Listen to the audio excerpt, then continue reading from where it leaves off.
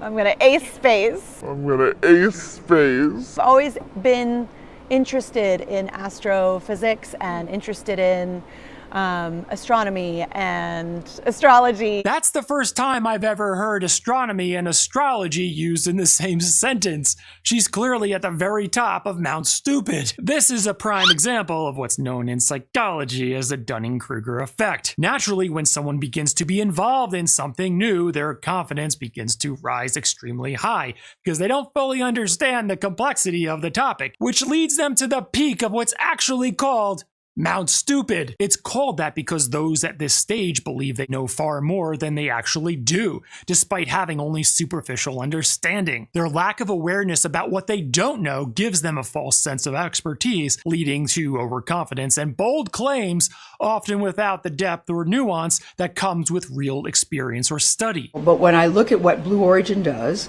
what their intention is to figure out a way to harness the waste here and figure out a way to put it in space. That's probably one of the most unwise statements I've ever heard in my entire life. It sounds like something Blue Origin might have told them to appease her concerns about the environmental impact of these joyrides, which, despite lasting only a few minutes, produce massive carbon emissions. Since Jeff Bezos, founder of this private company, Blue Origin, has publicly positioned himself as an advocate for environmental responsibility, the women here may have experienced what is commonly known in psychology as cognitive dissonance, which is the psychological discomfort that arises when one's actions conflict with their values. To reduce that discomfort, they subconsciously rationalize the trip as justified, especially if Bezos framed the mission as part of a long-term vision for environmental conservation. Even though the objective reality clearly indicates this is a luxury-driven venture with minimal scientific value